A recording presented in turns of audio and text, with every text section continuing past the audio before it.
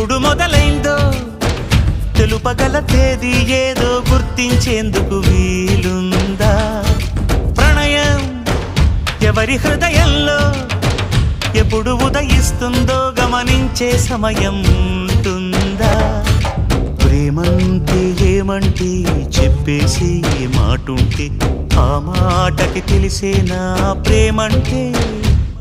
అది చరితలు సైతం చదవని వైనం, కవితలు సైతం పలకని భావం, సరిగమలెరుగని మధురిమ ప్రేమంటే.